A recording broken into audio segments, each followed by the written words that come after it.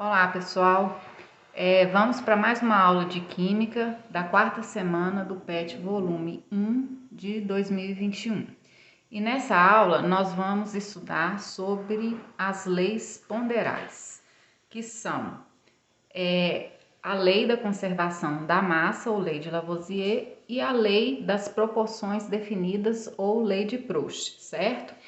Mas antes de entrar no conceito dessas duas leis, é importante a gente saber que uma reação química ela pode ser expressa em uma equação química, que a gente pode definir da seguinte forma.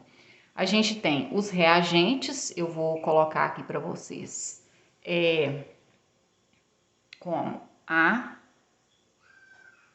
mais B, certo?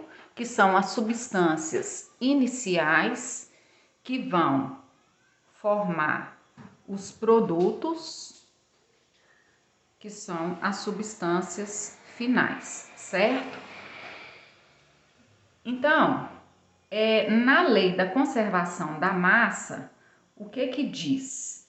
Que a mesma quantidade que eu tenho no meu reagente, das minhas substâncias iniciais, eu tenho que ter nas substâncias finais. Então, se eu tiver, por exemplo, 30 gramas de reagente, eu tenho que ter 30 gramas de produto, certo? Não importa se esses 30 gramas aqui for 15 de A e 15 de B, ou 10 de A e 20 de B, certo? E da mesma forma aqui nos meus produtos aqui, tá? O importante é ter a mesma quantidade aqui, ó. Se eu tiver 20 aqui nos reagentes, após a reação química, eu tenho que ter 20 aqui nos meus produtos. Então, isso que é a lei da conservação de massa. Na lei das proporções definidas, eu tenho que, se alguma espécie minha na reação química, que eu represento pela equação, ela dobrar, triplicar ou cair pela metade, né? Ou se eu tiver o valor dela dividido por 3, as outras espécies também, ou os outros reagentes, eles também vai ter que acontecer a mesma coisa. Então, se eu tenho aqui o meu reagente A duplicado, o B também tem que ser duplicado e assim o C e o D, certo? Se eu multiplicar esse valor aqui por 3, o que acontece? Aqui também, ó, o 2 aqui no A vai multiplicar por 3 aqui. Então, 2 vezes 3, 6. Então, vai ser 6A mais 6B, produzindo 6C mais 6D, certo? Então, olha só. No exercício 1 do PET, está pedindo para acertar os coeficientes em falta que tornam as seguintes equações químicas corretamente balanceadas. O que é coeficiente? Coeficiente estequiométrico é esse número que aparece na frente aqui, ó, da substância. Então, eu não posso mudar na hora que o estudante vai fazer o balanceamento, ele costuma alterar esse número que aparece embaixo. E a gente não pode fazer isso porque se a gente alterar esse número pequenininho aqui, ó, a gente vai mudar a substância. E isso não pode acontecer na química, certo? Então, a gente tem que fazer o balanceamento porque se a gente faz o balanceamento da equação, a gente entra na conservação da massa, tá? Então, olha só, nós temos aqui a combustão do propano. O que é combustão? É queima, tá? Então, o propano é essa substância aqui. Se é combustão, tem que ter oxigênio. Então, olha só, eu tenho a minha setinha, antes da setinha são os reagentes, depois da setinha, os produtos. Então, a primeira coisa que a gente vai ver é se eu tenho os mesmos elementos químicos na reação. Então, eu tenho aqui carbono no meu reagente, carbono no produto. Eu tenho hidrogênio no reagente, que eu represento pela letra H, hidrogênio no produto. Oxigênio aqui no reagente, oxigênio aparecendo 2 vezes no produto, certo? Não apareceu elemento químico diferente e também eu não destruí átomo de elemento químico nenhum. Então, isso não pode acontecer, né? Então, eu conservei os meus elementos químicos, certo? Então, vamos ver se agora a quantidade tá certa. Então, ó, eu tenho esse 1 aqui que aparece no início da reação, nessa substância aqui que é o propano.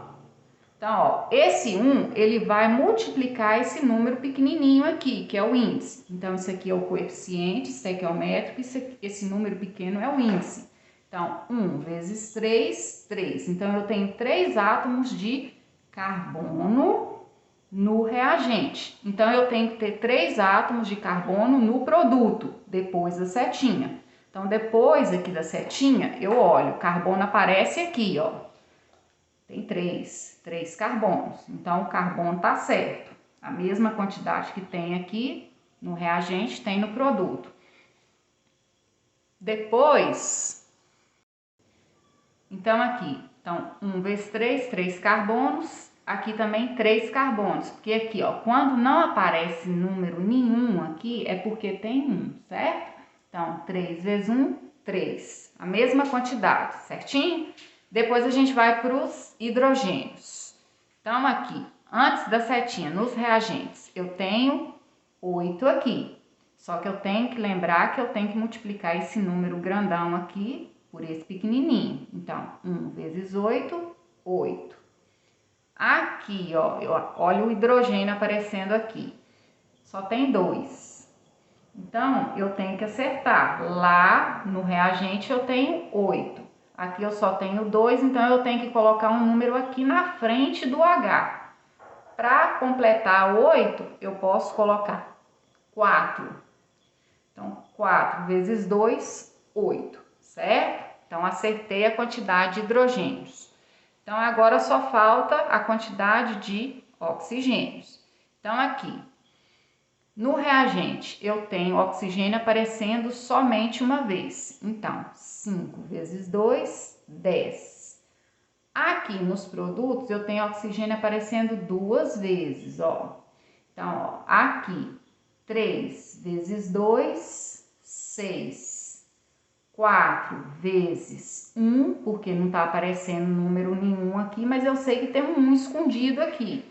Então, 4 vezes 1, 4, com mais 6, 10. Fechou, certo?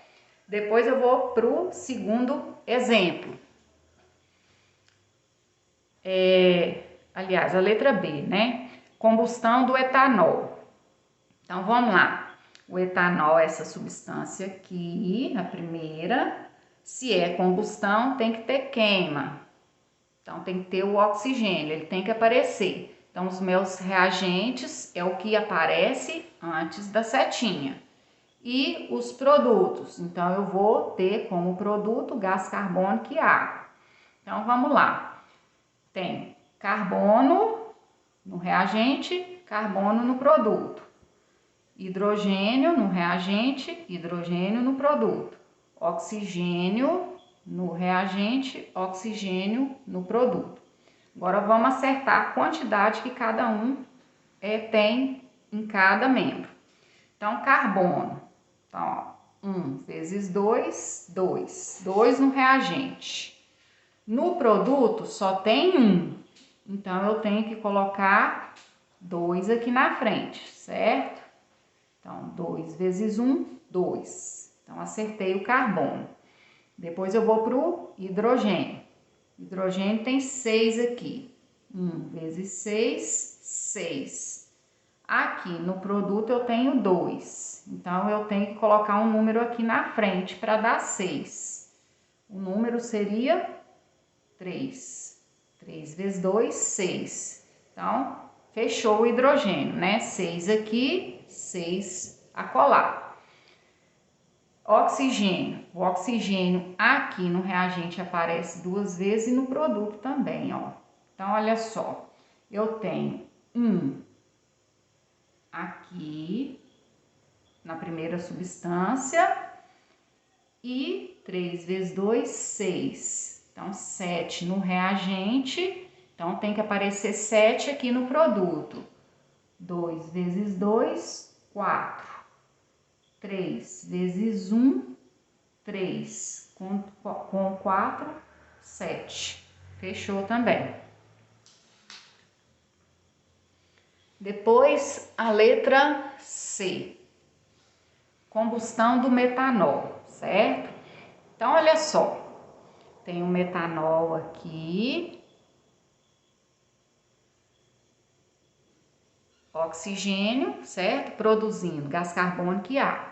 Então, tem carbono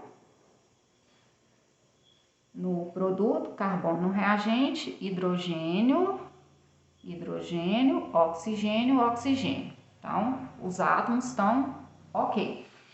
Agora, vamos ver a quantidade. Então, eu tenho um carbono, certo? No reagente, um carbono no produto. Agora, vamos para o hidrogênio. 1 vezes 4, 4. Aqui no produto eu tenho 2, então eu tenho que colocar 2 aqui na frente. 2 vezes 2, 4. Vamos para o oxigênio. Eu tenho 1 aqui na primeira substância, que é o metanol. Então, 1. E aqui, ó, eu ainda tá incerto, né? Eu não posso colocar número nenhum aqui, porque eu tenho que acertar aqui, baseado desse lado aqui, porque eu já coloquei o que eu tinha de colocar aqui no produto. Então, 1 vezes 2, 2. 2 vezes 1, 2. Então, eu tenho 4 oxigênios no meu produto. E aqui, para dar 4, eu tenho que colocar 3 meios, né? Então, olha só, eu tenho 2 vezes 3, 6. 6 dividido por 2, 3. Então, aqui, na verdade, eu tenho 3 oxigênios com mais 1 aqui, 4. Certinho? Então, vamos para a questão 2. A massa de 2 átomos de cloro 36 é igual à massa de 8 átomos de um elemento X. Então, ó, 2 átomos de cloro, cada átomo de cloro tem valor 36, que é igual à massa de 8 átomos de um elemento X, certo? Pode-se dizer, então, que a massa atômica de X em U é a unidade de medida de massa atômica, certo? Então, é só multiplicar aqui, né, gente? 2 vezes 36, 72, que é igual a 8x. Resolvendo aqui, x é igual a 9. Alternativa correta aí, letra D. 3. Calcule a massa molar das substâncias relacionadas abaixo. Sugestão: use a massa atômica de uma tabela periódica. Como eu sei que vocês não têm a tabela periódica, eu coloquei aqui, mas eu acho que ficou muito pequenininho, aí eu coloquei maior aqui, tá? O que é massa atômica? É a massa de cada átomo de elemento químico, certo? E a unidade é o U, tá? Então, a primeira substância é o cloreto de sódio, que é o NaCl. Massa molar e massa molecular, gente, a unidade de medida de massa molar é grama por mol, certo? A massa molecular, a unidade de medida, a gente usa o U, que nem massa atômica. Mas o valor numérico aqui, tanto de massa molar quanto de massa molecular, que é U, é o mesmo. Então, aqui no resultado aqui, se eu tivesse pedido massa molecular, seria 58,5 U, tá? Só vai mudar a unidade de medida, mas o valor numérico é o mesmo, tá? Então, olha só, pediu a massa molar. Então, eu tenho o cloreto de sódio. O cloreto de sódio é essa formulinha aqui, ó, formado pelo sódio e o cloro. Então, eu tenho um átomo de sódio e um átomo de cloro. Então, eu vou lá, ó, pego lá, 1 vezes cada átomo de sódio tem o quê? 23 unidades de massa atômica. Então, eu vou lá na tabelinha e olho o valor que foi passado, né, na tabela. Se quem tem a tabela periódica, olha na tabela periódica. Então, vamos lá, 1 vezes 23 mais 1 vezes 35,5, que é o do cloro. Só resolvendo aqui a matemática, né, somando 58,5 gramas por mol, porque foi pedido massa molar. Depois, letra B, fluoreto de bário. Eu tenho um átomo de bário, que isso aqui é um elemento químico só, e 2 átomos de flúor.